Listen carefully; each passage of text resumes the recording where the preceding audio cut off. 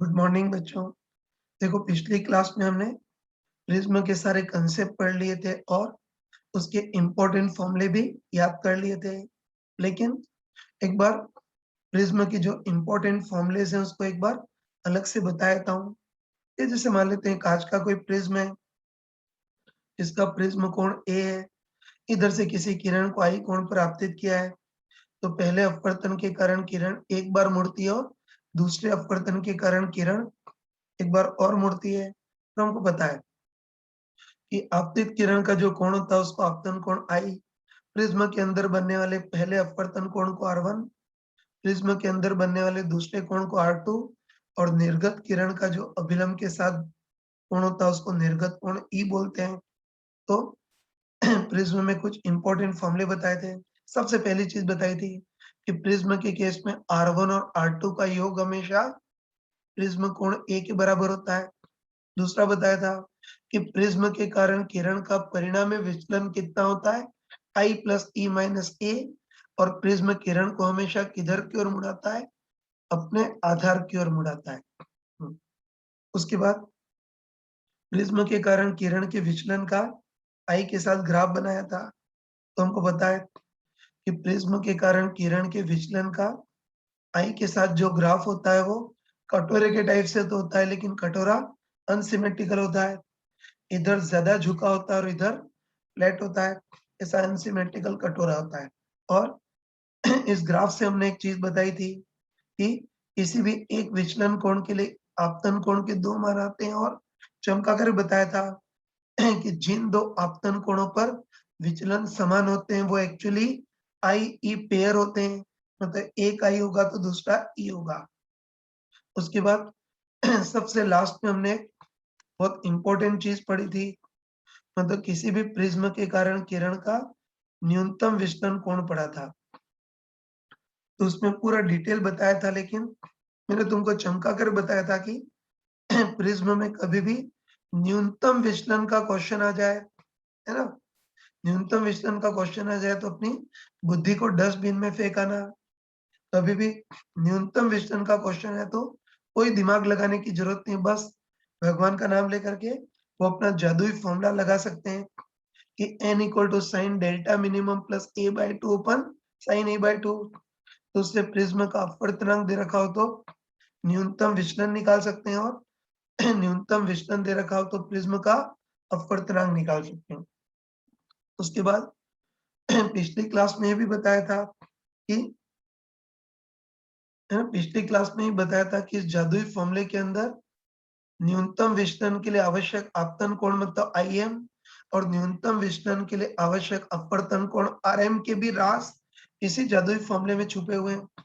मैंने चमका कर बताया था कि इस जादुई फॉर्मूले के जो अंश में होता है वो न्यूनतम विचलन के लिए आवश्यक आपतन कोण IM, और इसके हर में जो होता है वो न्यूनतम विचलन के लिए आवश्यक अपवर्तन कोण मतलब RM होता है। ये बताया था, है ना। एक लास्ट चीज थोड़ा बताना रह गया था यार। देखो, हमने जो क्लास में जो, है ना, हमने क्लास में जो केस लिया था उसमें माना था कि प्रिज्म के बाहर का माध्यम हवा है, ये माना था। लेकिन ध्यान रखना कि कई बार ऐसे केस आते हैं जिसमें प्रिज्म के बाहर का माध्यम हवा नहीं होता है, कोई और माध्यम होता है ना। मतलब मान लेते हैं कोई प्रिज्म है जिसका अपवर्तनांक n प्रिज्म, और उसको पानी जैसे किसी पारदर्शक माध्यम में डुबो दिया है जिसका अपवर्तनांक n मीडियम है ना। तो हम लॉजिकली सोच सकते हैं ना, लॉजिकली सोच सकते हैं कि प्रिज्म को पानी जैसे किसी अन्य पारदर्शक माध्यम में डुबो दें, तब भी जादुई फॉर्मूला वही का वही रहेगा। बस एक ही डिफरेंस आएगा कि n की जगह n रिलेटिव आ जाएगा, है ना। वो बेसिक से डिराइव कर सकते हो, लेकिन पहले ही बताया था इस प्रिज्म को अगर पानी जैसे किसी पारदर्शक माध्यम में डुबो दें तब भी जादुई फॉर्मूला वैसा के वैसा ही रहेगा। बस एक ही डिफरेंस होगा कि n की जगह n रिलेटिव आ जाएगा, जहां n relative n prism upon n medium. तो ये सारे कंसेप्ट बता दिए थे। अब देखो, उस पे बेस्ड एक लास्ट क्वेश्चन मैंने तुमको करने के लिए दिया था, होमवर्क क्वेश्चन की फॉर्म में दिया था।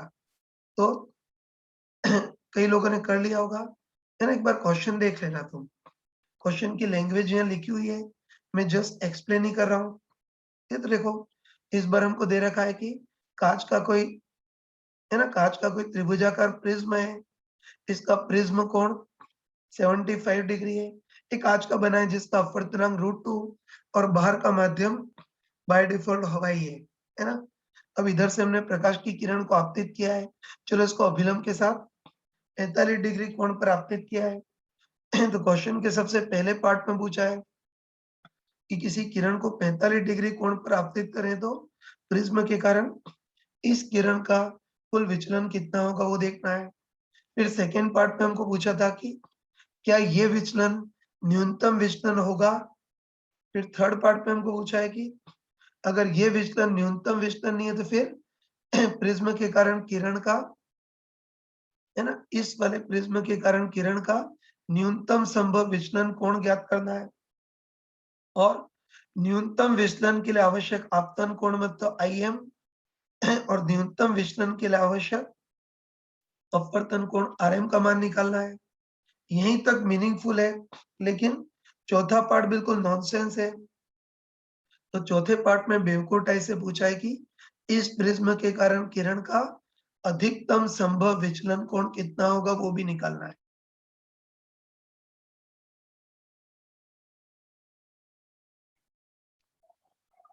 चलो बच्चों इस क्वेश्चन को कर लेते हैं।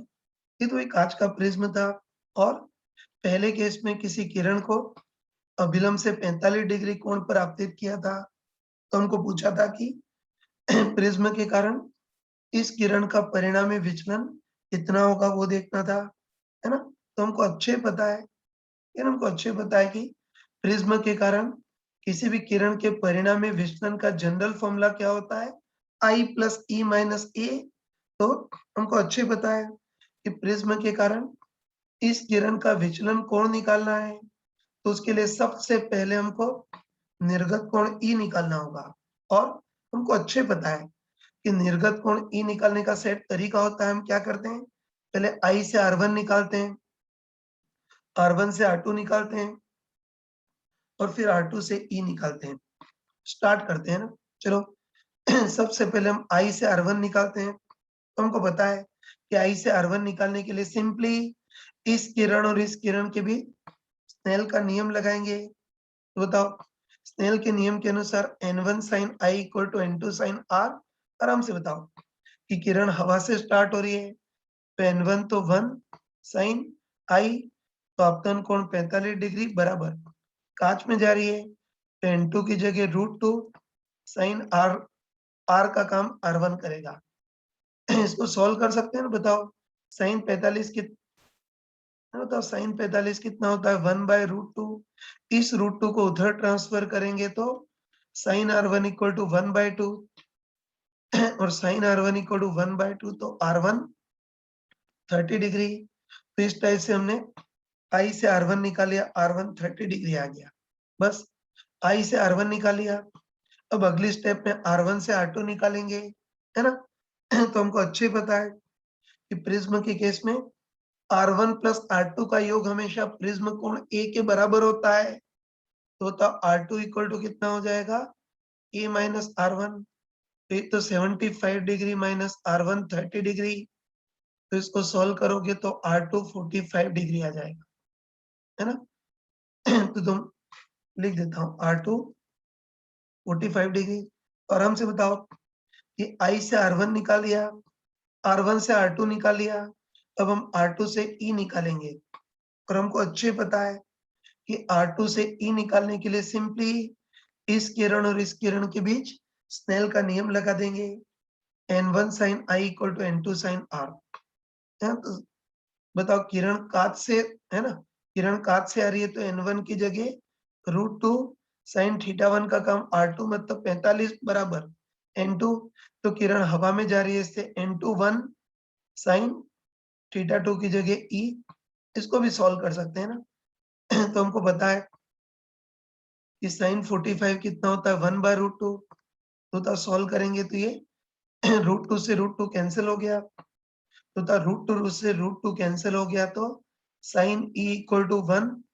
और तुम बताओ कि sin E इक्वल टू 1 मतलब E इक्वल टू 90 डिग्री है ना, और तुम बताओ कि E इक्वल टू 90 डिग्री है, मतलब जो निर्गत किरण है वो अभिलंब से 90 डिग्री कोण पर निकलेगी, मतलब सतह के बिल्कुल समानांतर निकलेगी, कह सकते हैं ना वही।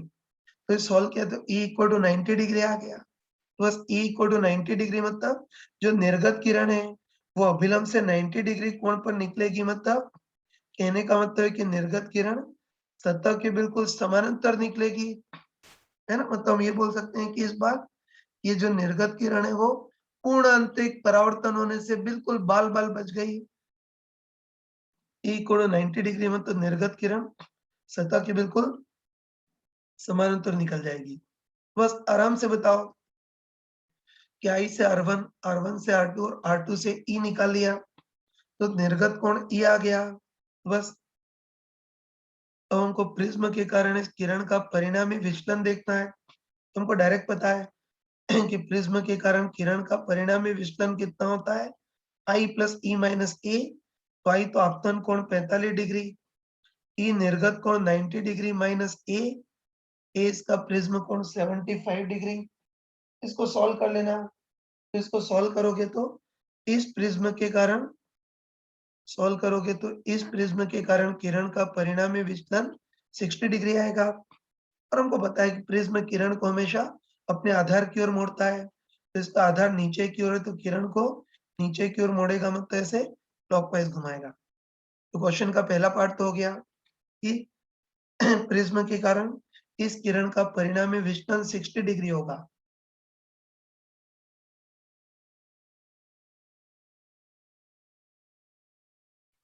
चलो बच्चों इसी क्वेश्चन का सेकंड पार्ट करते हैं।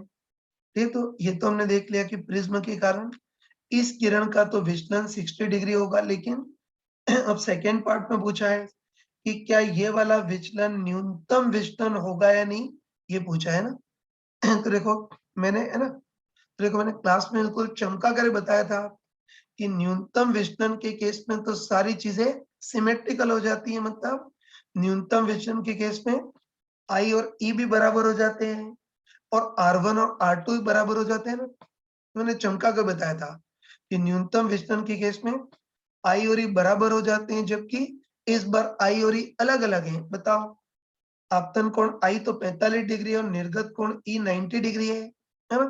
तो हम पक्का बोल सकते हैं ना, हम पक्का बोल सकते हैं कि इस बार I और E बराबर नहीं है, I और E अलग-अलग हैं।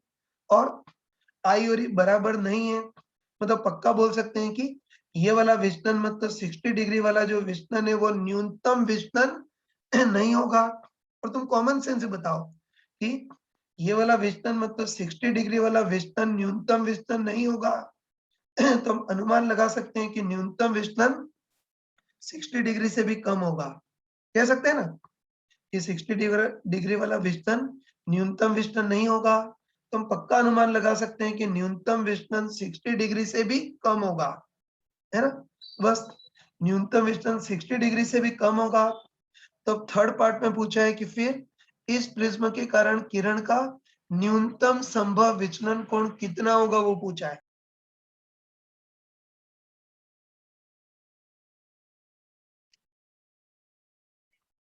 फिर बच्चों थर्ड पार्ट में पूछा है कि इस प्रिज्म के कारण किरण का न्यूनतम संभव विचलन कितना होगा, वो देखना है ना।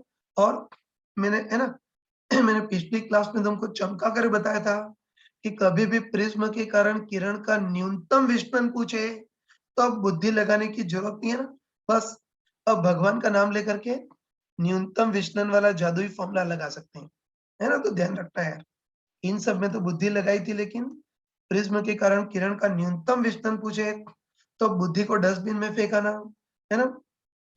न्यूनतम विचलन पूछे बस आंखें बंद करके न्यूनतम विचलन वाला वही जादुई फॉर्मूला लगा देंगे कि simply n equal to sine delta minimum plus a by 2 upon sine a by 2। बस सबके मान रख सकते हैं। पहले n तो होता n प्रिज्म का अपवर्तनांक √2 ना, तो n तो प्रिज्म का अपवर्तनांक √2 equal to sine delta minimum, तो न्यूनतम विचलन कोण निकालना है प्लस a, इसका प्रिज्म कोण 75/2 अपन नीचे साइन a/2 मतलब 75/2 इतना आ गया। अब तुम बताओ कि साइन 75/2 और उन सब की हमको वैल्यूज नहीं पता है ना, बस अब हम अपनी जुगाड़ विद्या यूज करेंगे, है ना। मान नहीं पता है तो अपना जुगाड़ यूज करेंगे। तो तुम स्मार्टली बताओ, है ना, स्मार्टली बताओ कि साइन 75/2 कितना होता है? 37.5, है ना। वही साइन 75/2 करेंगे तो 37.5। तो बताओ, इसको हम अप्रोक्सीमेटली साइन 37 लिख सकते हैं, और हमको पता है कि बताओ साइन 37 की वैल्यू कितनी है? 3/5। ये चालाकी लगाना है कि साइन ऑफ 75/2 को 37.5, इसको अप्रोक्सीमेटली साइन 37 बोल सकते हैं। और साइन 37 कितना होता है? 3/5, या इसको हम 0.6 भी लिख सकते हैं। चलो ऐसा करते हैं कि ये जो साइन 37 में तो 0.6 था, उसको उधर ट्रांसफर करते हैं। तो बताओ, इसको उधर ट्रांसफर करेंगे तो एलएचएस में तो कितना आएगा?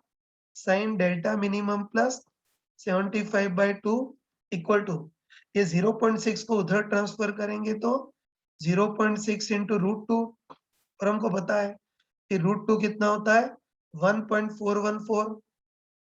तो मैं डायरेक्ट बता रहा हूँ, इसको सॉल्व करेंगे तो 0.6 इंटू 1.414, ये मल्टीप्लाई कर लोगे ना। मैं डायरेक्ट बता रहा हूँ कि 0.6 इंटू 1.414 का मल्टीप्लाई करोगे तो तुम्हारे पास अप्रोक्सीमेटली 0.86 आएगा। और स्मार्टली बताओ कि 0.86 को हम क्या लिख सकते हैं? अप्रोक्सीमेटली √3/2। तुम बताओ कि √3/2 करेंगे तो 0.86 ही आता है ना। √3 कितना होता है? 1.732/2 करेंगे तो यही आएगा। तो ये जुगाड़ विद्या है ना। 0.6 इंटू √2 को 0.6 इंटू √2 0.86, 0.86 को हम √3/2 बोल सकते हैं। और बताओ √3/2 किसका मान होता है? बताओ, साइन 60 डिग्री का। तो बस हम लिख सकते हैं कि, है ना, हम लिख सकते हैं कि sine delta minimum plus 75/2 equal to approximately कितना है? साइन 60। तो सब साइन साइन को कैंसिल कर सकते हैं ना, तो इस साइन साइन को हम कैंसिल करेंगे तो अपने पास कितना आ गया? Delta minimum plus 75/2 equal to 60 degree. 2 को उधर ट्रांसफर करते हैं तो delta minimum plus 75 equal to 120। 75 को भी उधर ट्रांसफर करेंगे तो डेल्टा मिनिमम कितना आ गया? 45 डिग्री। बस इससे हम बोल सकते हैं कि इस प्रिज्म के कारण किरण का न्यूनतम संभव विचलन 45 डिग्री होगा। तो कैलकुलेशन के जुगाड़ भी थोड़े तुमको आने चाहिए, है ना। तो ये कर लिया, इस प्रिज्म के कारण किरण का न्यूनतम संभव विचलन कोण 45 डिग्री आ गया, है ना। बस न्यूनतम विचलन इतना आ गया। तो आगे हमको पूछा है कि, है ना, आगे हमको पूछा है कि न्यूनतम विचलन के लिए आवश्यक आपतन कोण मतलब आईएम कितना होगा, और न्यूनतम विचलन के लिए आवश्यक अपवर्तन कोण आरएम कितना होगा। तो, है ना, मैंने तुमको बिल्कुल चमका कर बताया था कि अगर आईएम या आरएम पूछे तो उसके लिए भी पूरी हिस्ट्री में जाने की जरूरत नहीं है ना। हमको पता है कि आईएम और आरएम के राज भी इस जादुई फॉर्मूले के अंदर छुपे होते हैं। तो मैंने तुमको चमका कर बताया था कि जादुई फॉर्मूले के जो अंश में आता है वो आईएम होता है, और इसके जो हर में आता है वो आरएम होता है। बस जादुई फॉर्मूले के अंश में जो आता है आईएम होता है। तो हम बोल सकते हैं कि आईएम का काम कौन करता है? डेल्टा मिनिमम प्लस a/2 मान रखते हैं। डेल्टा मिनिमम 45, a 75/2, इसको सॉल्व करेंगे तो 60 डिग्री।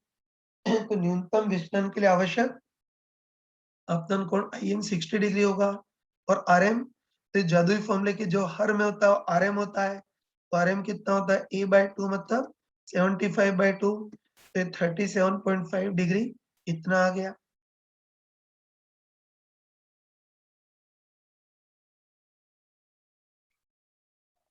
देखो बच्चों, इस क्वेश्चन का मीनिंगफुल पार्ट तो हमने कर लिया, और प्रैक्टिकली न्यूनतम विचलन का ही महत्व होता है तो वो तो हमने कर लिया।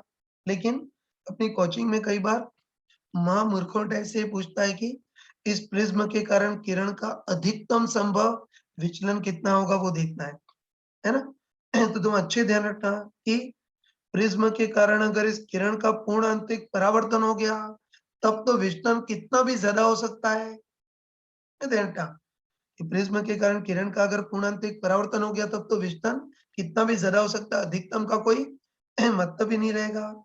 लेकिन ध्यान रखना, इस क्वेश्चन में कुछ भी नहीं कहा गया हो, है ना, क्वेश्चन में कुछ भी नहीं कहा गया हो तो बाय डिफॉल्ट यही मानना कि इस बार प्रिज्म के कारण किरण पूर्ण आंतरिक परावर्तित नहीं हो रही है, बल्कि नॉर्मल टाइप से अपवर्तित हो रही है। बस अब इस प्रिज्म के कारण किरण का अधिकतम संभव विचलन कितना होगा वो देखना है।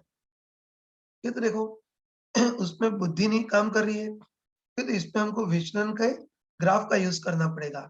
ये तो पिछली क्लास में मैंने तुमको, है ना, पिछली क्लास में तुमको चमका कर बताया था कि प्रिज्म के कारण विचलन का आपतन कोण आई के साथ जो ग्राफ होता है वैसा अनसिमेट्रिकल कटोरा होता है ना, बताया था कि विचलन का आई के साथ ग्राफ ऐसा अनसिमेट्रिकल कटोरा होता है। बस यानी इस कटोरे के बेसिस पर हम देखते हैं कि प्रिज्म के कारण किरण का अधिकतम विचलन कितना होगा वो देखना है ना। तो कोई स्मार्ट पर्सन हो तो, है ना, कोई स्मार्ट पर्सन हो तो लॉजिकली बोल सकता है कि प्रिज्म के कारण किरण का विचलन अधिकतम कब होगा, बिल्कुल लास्ट सिरे पर। ग्राफ इस टाइप का साफ साफ देख सकते हैं कि प्रिज्म के कारण किरण का अधिकतम विचलन कब होगा, बिल्कुल इस लास्ट सिरे पे होगा। लास्ट सिरे पे होगा मतलब विचलन अधिकतम तब होगा जब बिल्कुल लास्ट सिरा मतलब आई का मान अधिकतम हो, तब विचलन अधिकतम होगा, है ना। ये ग्राफ से देख सकते हैं। विचलन का ग्राफ कटोरे के टाइप से तो साफ साफ देख सकते हैं कि प्रिज्म के कारण किरण का विचलन अधिकतम कब होगा, इस ग्राफ के लास्ट पॉइंट पर। ग्राफ के लास्ट पॉइंट पर मतलब आई इक्वल टू 90 पर। बस अब हम पक्का बोल सकते हैं ना कि प्रिज्म के कारण किरण का विचलन अधिकतम कब होगा, बिल्कुल लास्ट पॉइंट पर मतलब आई इक्वल टू 90 पर। बस हम बोल सकते हैं कि प्रिज्म के कारण किरण का विचलन अधिकतम होने के लिए I टेंस टू 90 होना चाहिए, और I टेंस टू 90 होना चाहिए मतलब किरण को अभिलंब से, है ना, किरण को अभिलंब से 90 डिग्री कोण पर आपतित करना पड़ेगा, मतलब किरण को लगभग स्पर्श की आपतित करना होगा। ये तो ध्यान रखना कि अभी तो मूर्खों ने ऐसे डिटेल में एनालिसिस किया, लेकिन आगे डायरेक्ट ध्यान रखना है ना कोई कि आगे डायरेक्ट ध्यान रखना कि कोई मूर्ख पूछ ले कि प्रिज्म के कारण किरण का अधिकतम विचलन कितना होगा, तो आगे, है ना, अब तुमको तो डायरेक्ट आना चाहिए कि प्रिज्म के कारण किरण का अधिकतम विचलन कब होगा, ग्राफ के बिल्कुल अंतिम बिंदु पर मतलब आई टेंस टू 90 पर। बस प्रिज्म के कारण किरण का विचलन अधिकतम कब होगा, जब आपतन कोण I टेंस टू 90 हो, और I टेंस टू 90 हो मतलब किरण को जब सतह के समानांतर गिराएं, है ना, किरण को सतह के लगभग समांतर गिराएं, I टेंस टू 90 हो तो उस केस में विचलन अधिकतम होगा। बस अधिकतम विचलन निकालना है मतलब इनडायरेक्टली I टेंस टू 90 के केस में विचलन कितना होगा वो देखना है। बस हमको अच्छे पता है कि प्रिज्म के कारण किरण का विचलन basically I plus E minus A होता है। तो बस इस अधिकतम विचलन के लिए हमको निर्गत कोण E निकालना है, और निर्गत कोण E निकालने का सेट तरीका हमको पता है। तो बताओ वही I से पहले R1 निकालेंगे, R1 से R2 निकालेंगे और R2 से निर्गत कोण E। फटाफट कैलकुलेशन स्टार्ट करते हैं। तो चलो सबसे, है ना, इतना हमको पता है कि अधिकतम विचलन के लिए I इक्वल टू 90 डिग्री मतलब किरण को सतह के लगभग स्पर्श की गिराना होगा। तो सबसे पहले किरण हवा से कांच में जाएगी तो अभिलंब की ओर मुड़ जाएगी, तो पहले R1 कितना होगा वो देखना है। तो सबसे पहले I से R1 निकालना है। तो हमको पता है कि बताओ I से R, यहाँ लिख देता हूँ कि बताओ I से R1 निकालने के लिए सिंपली इस किरण और इस किरण के बीच स्नेल का नियम N1 sin I equal to N2 sin R। किरण हवा से स्टार्ट हो रही है इसे N1 1 sin I 90 degree equal to कांच में जा रही है तो N2 √2 sin R की जगह R1। इसको सॉल्व कर लेना, सॉल्व करोगे तो sin R1 1 by √2, तो R1 कितना आ जाएगा 45 डिग्री। बस अभी I से R1 निकाल लिया, अब हम R1 से R2 निकालेंगे तो हमको पता है कि R1 प्लस R2 का योग हमेशा प्रिज्म कोण A के बराबर होता है। तो R2 equal to A minus R1, A 75 minus R1 45, तो R2 कितना हो गया 30 डिग्री, है ना। तो बस आराम से बताओ क्या I से R1 निकाल लिया, R1 से R2 निकाल लिया, अब R2 से E निकालेंगे। तो E निकालने के लिए सिंपली इस किरण और इस किरण के बीच वापस स्नेल का नियम n1 sin theta equal to n2 sin theta 2। बताओ पहले n1 तो बताओ, किरण सात से आ रही है इससे n1 तो √2 sin थीटा 1, तो थीटा 1 का काम कौन करेगा, r2 है 30 डिग्री बराबर n2, तो किरण हवा में जा रही है इससे n2 1 sin थीटा 2 की जगह निर्गत कोण E हमको बताया कि sin 30 कितना होता है 1/2, तो सॉल्व करेंगे तो साइन ही कितना हो गया √2/2 मतलब 1/√2, और साइन ही 1/√2 मतलब ई 45 डिग्री।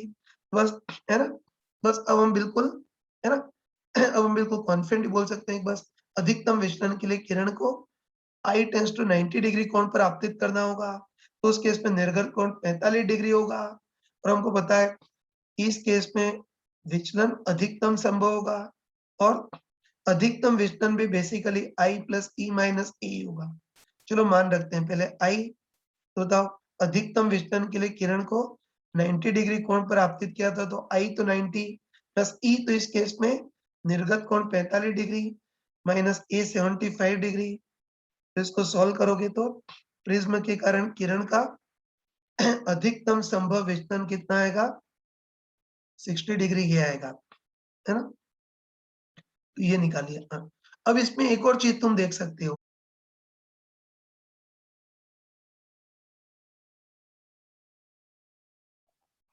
फिर बच्चों अभी हमने देख लिया कि अधिकतम विचलन प्राप्त करने के लिए किरण को I टेंस टू 90 डिग्री कोण पर आपतित करना होगा, और उस केस में निर्गत कोण 45 डिग्री आएगा, और इस केस में विचलन अधिकतम होगा।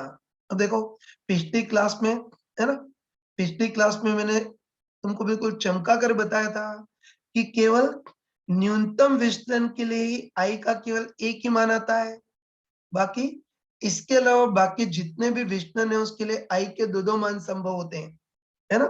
तो पिछली क्लास में चमका कर बताया था कि केवल न्यूनतम विचलन के लिए I का केवल एक ही मान आता है, बाकी इसके अलावा बाकी जितने ही विचलन है उसके लिए आपतन कोण के दो मान संभव होते हैं। तो वैसे ही, है ना, वैसे ही हम ग्राफ से साफ साफ देख सकते हैं कि ये जो अधिकतम विचलन है उसके लिए भी I के दो मान आएंगे, ग्राफ से साफ साफ दिख रहा है कि जो अधिकतम विचलन है उसके लिए भी I के दो मान संभव होंगे। तो एक चीज तो हमको पता है ना, एक चीज तो हमको पता है कि विचलन अधिकतम तब होगा जब किरण I को 90 डिग्री कोण पर आपतित करें, तो उस केस में निर्गत कोण 45 डिग्री होगा, और उस केस में विचलन अधिकतम होगा, है ना।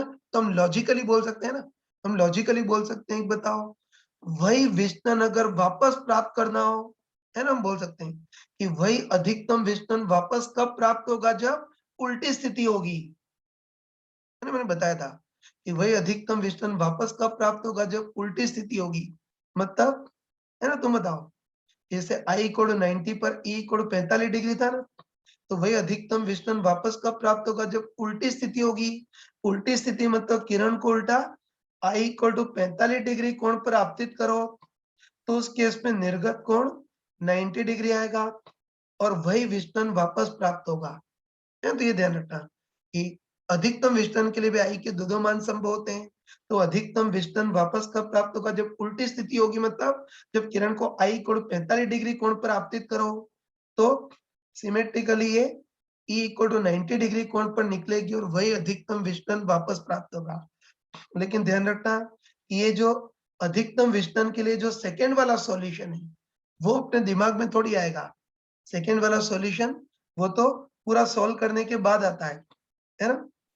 तो इससे ध्यान रखना कि जो सेकेंड वाला सॉल्यूशन है वो शुरू में दिमाग में नहीं आएगा, तो क्वेश्चन पूरा सॉल्व करने के बाद में आता है। लेकिन ध्यान रखना अब, है ना, अब आगे ध्यान रखना कि अब ये पूरा एनालिसिस करने की जरूरत नहीं, बस दिमाग में एक ही चीज ध्यान रखना कि कोई मूर्ख इंसान अगर प्रिज्म के कारण किरण का अधिकतम विचलन पूछे तो बस एक ही चीज चमकनी चाहिए कि प्रिज्म के कारण किरण का अधिकतम विचलन कहाँ होगा, ग्राफ के लास्ट बिंदु पर, मतलब I टेंस टू 90 पर, डेट्स ऑल। देखो बच्चों, प्रिज्म का एक क्वेश्चन मैंने किया था, अब आगे के क्वेश्चन तुमको करने हैं। देखो इस क्वेश्चन की लैंग्वेज तो मैंने यहाँ लिख दी है, तुम वीडियो पॉज करके नोट कर लेना, मैं जस्ट एक्सप्लेन ही कर रहा हूँ। ठीक, देखो इस बार हमको दे रखा है कि कोई समबाहु त्रिभुजाकार प्रिज्म है। समबाहु त्रिभुजाकार प्रिज्म है, मतलब इसका प्रत्येक कोण 60 डिग्री होगा, तो इसका प्रिज्म कोण भी 60 डिग्री होगा। अब ये प्रिज्म कांच का बना है, जिसका अपवर्तनांक √6 है, और प्रिज्म को पानी जैसे किसी पारदर्शक द्रव में डुबो दिया है, और उस द्रव या उस माध्यम का अपवर्तनांक √2 है।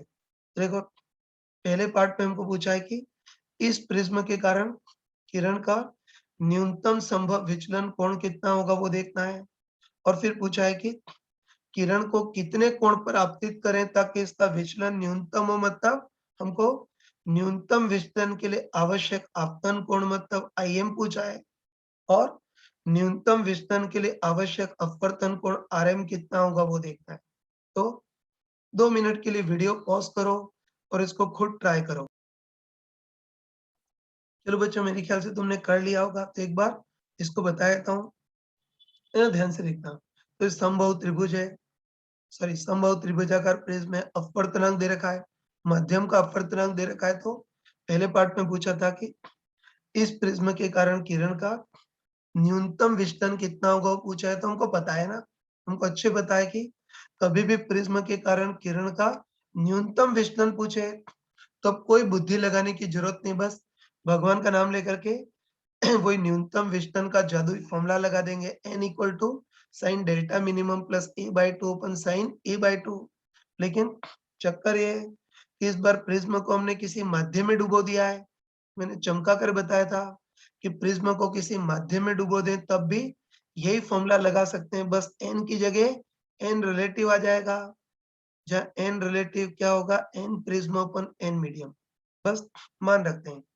तुमको पता है कि माध्यम में डुबो दिया है तो n की जगह n रिलेटिव आएगा, जहाँ n relative n prism upon n medium, तो होता n प्रिज्म तो √6 upon n medium √2 equal to sine delta minimum निकालना है, ऐसे रहने देते हैं प्लस a, तो इसका प्रिज्म कोण 60 degree by 2 upon sine a/2, तो साइन a कितना है 60/2।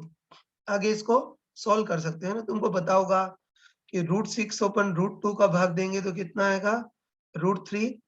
और हमको पता है कि साइन 60/2 साइन 30 और साइन 30 1/2, 1/2 को उधर ट्रांसफर करेंगे तो √3/2 बन जाएगा।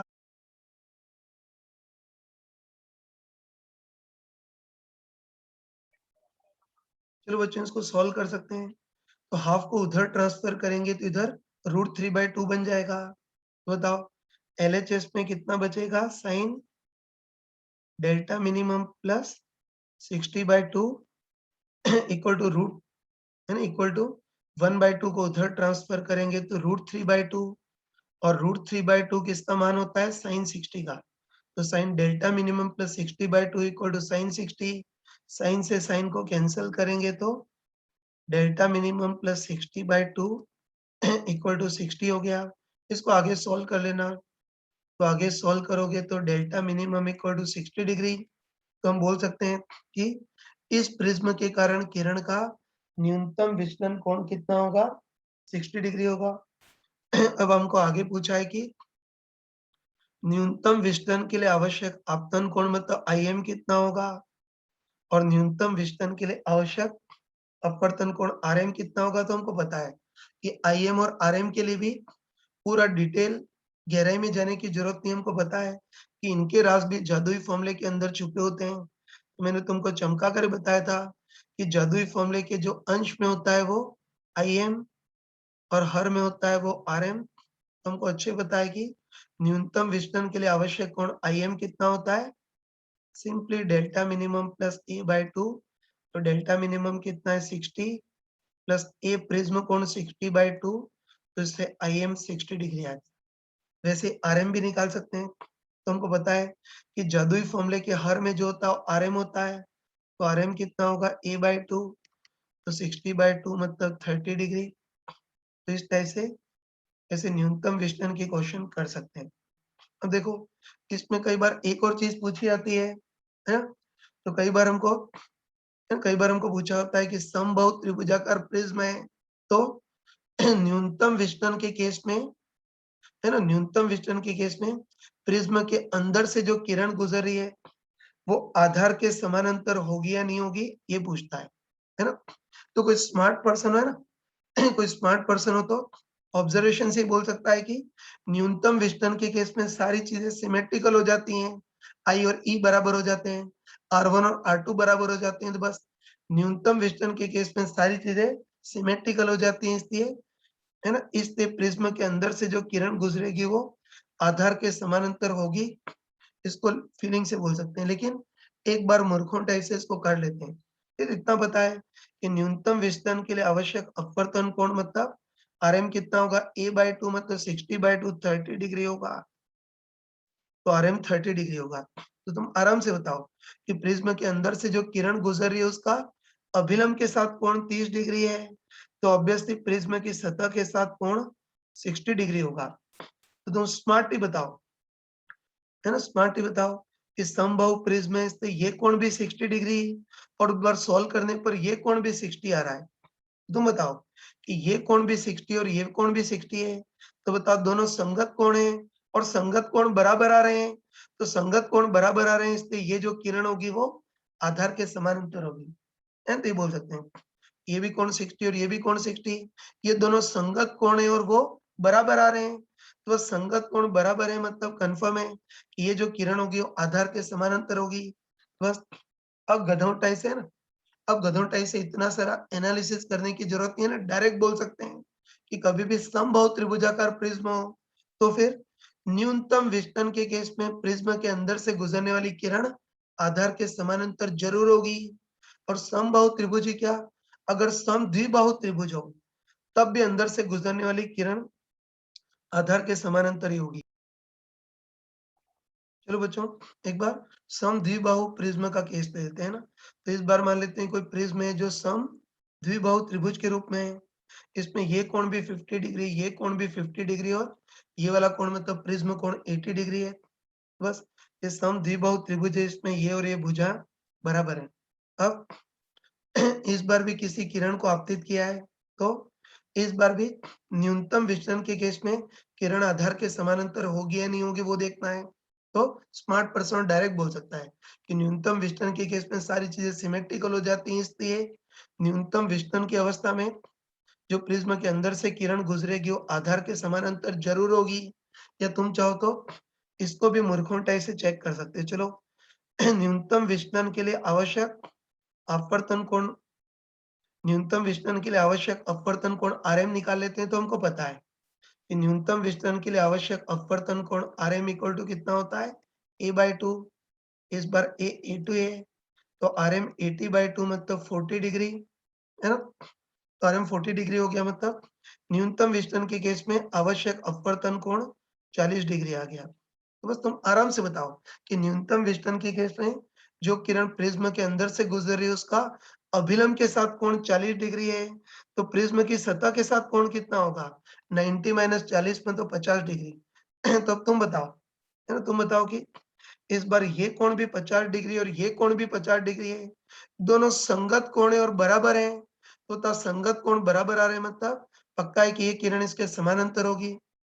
तो हम बोल सकते हैं कि समबाहु त्रिभुज हो या सम द्विबाहु त्रिभुज हो, न्यूनतम विचलन के केस में प्रिज्म के अंदर से जो किरण गुजरेगी वो आधार के समानांतर होगी।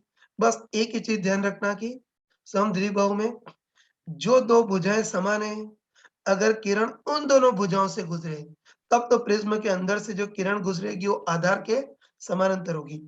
लेकिन सोच के बताओ, तुम सोच के बताओ, कोई सम द्विबाहु त्रिभुज हो उसमें जो दो भुजाएं अलग अलग हैं, अगर किरण उन दोनों भुजाओं से गुजरे तो फिर न्यूनतम विचलन के केस में प्रिज्म के अंदर से जो किरण गुजरेगी वो आधार के समानांतर नहीं होगी, तब टेढ़ी आएगी, है। तो अच्छे ध्यान रखना कि सम द्विबाहु त्रिभुज हो लेकिन जो दो भुजाएं बराबर हैं, अगर किरण उससे गुजरे तब तो न्यूनतम विचलन के केस में प्रिज्म के अंदर से गुजरने वाली किरण आधार के समानांतर जरूर होगी, लेकिन जो दो भुजाएं अलग अलग हैं, अगर किरण उससे गुजरे तो फिर सिमेट्री नहीं रहेगी, तो तब प्रिज्म के अंदर से जो किरण है वो आधार के समानांतर नहीं होगी। ये तुम सोच सकते हो। फिर बच्चों इसमें एक और चिरकुट टाइप का क्वेश्चन ले रहा हूँ, ये भी तुमको करना है। इसमें हमको दे रखा है कोई प्रिज्म है जिसका प्रिज्म कोण हमको ए दे रखा है, उसके बाद प्रिज्म कांच का बना है और उसका अपवर्तनांक हमको cot a/2 दे रखा है और बाहर के माध्यम के बारे में कुछ भी नहीं कहा गया है, तो बाय डिफ़ॉल्ट यही मानेंगे कि बाहर का माध्यम तो हवा ही है। बस हमको पूछा है कि इस प्रिज़्म के कारण किरण का न्यूनतम संभव विचलन कोण कितना होगा वो देखना है। तो 1 मिनट के लिए वीडियो पॉज़ करो और इसको खुद ट्राई करो। चलो बच्चों शायद तुमने कर लिया होगा। एक बार मैं इसको कर लेता हूँ ना, ध्यान से देखना। तो ये किसी प्रिज़्म का प्रिज़्म कोण A अपवर्तनांक कितना है तो बस प्रिज़्म के कारण किरण का न्यूनतम संभव विचलन ज्ञात करना है। ये तो हमको अच्छे पता है कि न्यूनतम विचलन सुनते ही खुश हो जाना और हमको पता है कि न्यूनतम विचलन का क्वेश्चन है इसे कोई बुद्धि नहीं लगानी बस भगवान का नाम लेकर के वो न्यूनतम विचलन का जादुई फॉर्मूला लगा देंगे मतलब n equal to sine delta minimum plus a/2 upon sine a/2 चलो मान रखते हैं। तुम बताओ, इधर मान रख देता हूँ। तुम बताओ इस बार n या प्रिज्म का अपवर्तनांक हमको कितना दे रखा है? cot a/2 ये लिख दो ना यार कि इस बार n या प्रिज्म का अपवर्तनांक हमको कितना दे रखा है? cot a/2 और तुम बताओ कि cot a/2 को हम खोल करके क्या लिख सकते हैं? cos a/2 अपन sin a/2 लिख सकते हैं equal to sine delta minimum निकालना है plus a/2 upon sine a/2 बस इसको ढंग से सॉल्व करते हैं। तुम देखते बताओ इस साइन a/2 से ये साइन a/2 कैंसिल हो गया है ना तो चलो थोड़ा सा सॉल्व करते हैं। इसको आगे ले आते हैं तो इसको आगे ले आएंगे तो कितना आ जाएगा sine delta minimum plus a/2 equal to RHS में कितना बचेगा cos a/2। अब इसको सॉल्व करना है तो कई बच्चे मैथमेटिक्स के स्टूडेंट होने के बाद भी इसमें अटक जाते हैं तो इसको सॉल्व कर सकते हो। तो हमको पता है कि सॉल्व करने के लिए ये साइन की फॉर्म में तो इसको साइन की फॉर्म में लिखना होगा।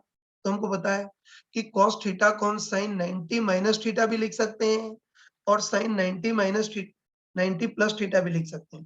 तो चलो दोनों टाइप से करते हैं एक बार, जिससे मीनिंगफुल आंसर आएगा उसी को लेंगे।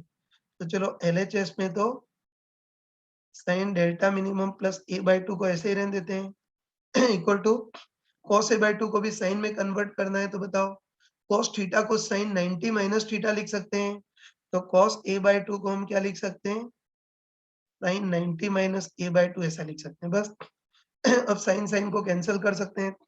बताओ साइन साइन को कैंसिल करेंगे तो कितना आ जाएगा delta minimum plus a/2 equal to 90 minus a/2 आगे सॉल्व कर लेना 2 को उधर ट्रांसफर करेंगे तो कितना आएगा delta minimum plus a equal to 180 minus a उसको उधर ट्रांसफर करेंगे तो न्यूनतम विचलन 180 माइनस 2 है तो इस सॉल्यूशन में तो कोई प्रॉब्लम नहीं है इससे ये तो अपना मीनिंगफुल सॉल्यूशन हो गया। चलो अब दूसरा करते हैं तो बताओ वैसे ही साइन है ना वैसे ही cos थीटा को साइन 90 प्लस थीटा भी लिख सकते हैं। एक बार उस तरीके से करते हैं तो sine delta minimum plus a/2 को तो ऐसे ही इक्वल टू cos थीटा को साइन 90 प्लस थीटा भी लिख सकते हैं तो cos a/2 को हम साइन 90 प्लस a/2 भी लिख सकते हैं। तो बस साइन साइन को कैंसिल करेंगे तो डेल्टा मिनिमम प्लस a/2 इसको अलग अलग कर लेते हैं तो delta minimum by 2 plus a/2 equal to 90 plus a/2 इसको सॉल्व करेंगे तो a/2 से a/2 कैंसिल और कैंसिल हो गया तो delta minimum by 2 equal to 90 तो delta minimum equal to 180 degree. तो ये नॉनसेंस सॉल्यूशन आ गया।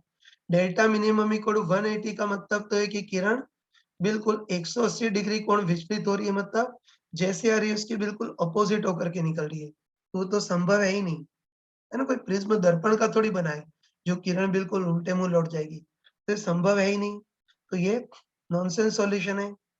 नॉनसेंस सॉल्यूशन इसलिए है क्योंकि मैथमेटिक्स स्मार्ट तो होती है लेकिन कभी-कभी मैथमेटिक्स बिल्कुल अंधी होती है। तो डेल्टा एक न्यूनतम विचलन 180 डिग्री है तो नॉनसेंस सॉल्यूशन आ गया, है ना? प्रिज्म में नॉर्मल अपवर्तन हो रहा है तो विचलन 180 डिग्री तो हो ही नहीं सकता मतलब जो निर्गत किरण है वो प्रारंभिक किरण के अपोजिट तो हो ही नहीं सकती।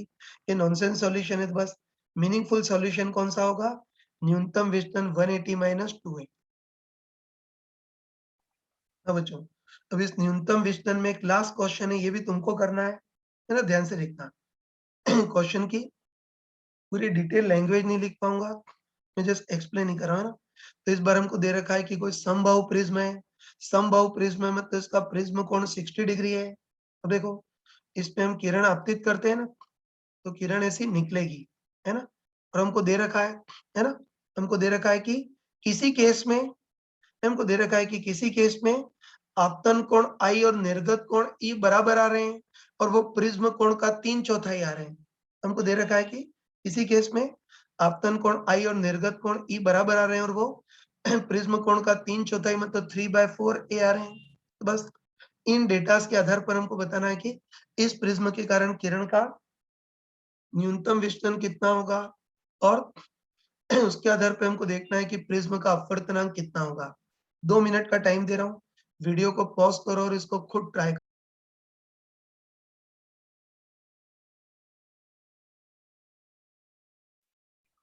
फिर बच्चों शायद तुमने इसको कर लिया होगा, फिर भी मैं एक बार बता देता हूँ ना। तो प्रिज्म कोण 60 डिग्री है, और हमको दे रखा है कि किसी केस में आई और ई बराबर आ रहे हैं, और इनका मान प्रिज्म कोण का 3/4 है। क्या तुम खुद बताओ, इस बार प्रिज्म कोण 60 डिग्री है, तो प्रिज्म कोण का, है ना, प्रिज्म कोण 60 डिग्री है, तो प्रिज्म कोण का 3/4 कितना होगा, 45 डिग्री है ना। बोल सकते हैं कि प्रिज्म कोण 60 डिग्री है, तो प्रिज्म कोण का 3/4 मतलब 3/4 है, कितना होगा, 45 डिग्री। बस इनके कहने का मतलब है कि किसी केस में आई और ई बराबर आ रहे हैं, और इन दोनों का सम्मिलित मान 45 डिग्री है। बस प्रिज्म के कारण किरण का न्यूनतम विचलन निकालना है। तो तुम खुद देख के बताओ, है ना, तुम खुद देख के बताओ कि इस पर्टिकुलर केस में आई और ई बराबर है, और हमको अच्छे पता है कि आई और ई बराबर हो तो यही न्यूनतम विचलन की अवस्था होगी, है ना। बोल सकते हैं कि इस केस में आई और ई बराबर है, और हमको अच्छे पता है कि अगर आई और ई बराबर हो तो उस केस में न्यूनतम विचलन वाली अवस्था होगी। तो पक्का बोल सकते हैं कि इस बार न्यूनतम विचलन की अवस्था है ना। और हमको अच्छे पता है ना, हमको अच्छे पता है कि न्यूनतम विचलन के केस में आई और ई बराबर होते हैं, जिसको सम्मिलित रूप से आईएम बोलते हैं ना। तो इस बार आई और ई बराबर है, जिनका सम्मिलित मान 45 डिग्री है, तो हम बोल सकते हैं कि इस बार आईएम का काम कौन करेगा, 45 डिग्री। कह सकते हैं ना कि न्यूनतम विचलन में आई और ई बराबर होते हैं, जिसको सम्मिलित रूप से आईएम बोलते हैं। तो इस बार आईएम का काम कौन करेगा, 45 डिग्री करेगा। बस सबसे पहले न्यूनतम विचलन कोण कितना होगा वो देखना है। तो देखो, तुमको बताओ कि न्यूनतम विचलन कोण के लिए वापस पूरी गहराई में उतरने की जरूरत नहीं, बस भगवान का नाम लेकर के वो न्यूनतम विचलन का जादुई फॉर्मूला लगा देंगे, n equal to sine delta minimum plus a/2 upon sine a/2। तो हमको अच्छे पता है ना, हमको अच्छे पता है कि इस जादुई फॉर्मूले के जो अंश में होता है वो im होता है ना। तो हमको अच्छे पता है कि जादुई फॉर्मूले के जो अंश में होता है वो एक्चुअली im होता है। तो im कितना होता है, डेल्टा मिनिमम प्लस a/2। और इस बार क्वेश्चन में दे रखा है कि IM 45 डिग्री है, तो इससे न्यूनतम विचलन निकाल सकते हो ना। तुम बताओ, डेल्टा मिनिमम निकालना है, प्लस ए प्रिज्म कोण 60/2 इक्वल टू 45 डिग्री। इसको सॉल्व कर लेना। तो इसको सॉल्व करोगे तो न्यूनतम विचलन कितना आ गया, 30 डिग्री। तो बोल सकते हैं कि यही न्यूनतम विचलन वाली अवस्था होगी, क्योंकि आई और ई बराबर है ना। तो यही न्यूनतम विचलन की अवस्था होगी, और इस केस में किरण का न्यूनतम विचलन 30 डिग्री होगा। तो बस न्यूनतम विचलन आ गया। तो अब हमको अपवर्तनांक निकालना है। तो हमको पता है कि न्यूनतम विचलन के अंदर ही अपवर्तनांक छुपा होता है, और अपवर्तनांक के लिए वही जादुई formula n equal to sine delta minimum plus a/2 upon sine a/2। तो sine delta minimum 30 plus a 60/2। ये तो मूर्खता की, डायरेक्ट कर सकते थे कि डेल्टा मिनिमम प्लस a/2 क्या होता है, एक्चुअली im, और im का मान 45 है। तो डेल्टा मिनिमम प्लस a/2 तुम डायरेक्ट 45 भी लिख सकते थे। अपन साइन a कितना है, 60/2। सॉल्व करेंगे तो अंश में साइन 30 प्लस 60/2 मतलब साइन 45, और साइन 45 का मान 1/√2 होता है। ऊपर नीचे साइन 60/2 मतलब साइन 30, तो उसका मान 1/2 होता है। तो इसको सॉल्व करेंगे तो 2/√2 मतलब √2। तो इस प्रिज्म का अपवर्तनांक √2। इस टाइप के घुमा फिरा करके क्वेश्चन पूछे हो तब भी कर सकते हैं। हाँ बच्चों, अब प्रिज्म का एक बहुत ट्रिकी क्वेश्चन करते हैं। देखो, इस क्वेश्चन की भी लैंग्वेज मैंने यहाँ लिख दी है, तुम वीडियो पॉज़ करके इसको नोट कर लेना। मैं अभी क्वेश्चन को जस्ट एक्सप्लेन ही कर रहा हूँ ना, ध्यान से देखना। देखो, इस बार भी हमको है ना, इस बार भी हमको दे रखा है कि काँच का कोई त्रिभुजाकार प्रिज़्म है। ये प्रिज़्म जिस काँच का बना है उसका अपवर्तनांक √2 और बाहर के माध्यम के बारे में कुछ भी नहीं कहा गया। तो बाय डिफ़ॉल्ट यही मानेंगे कि बाहर का माध्यम हवा है ना?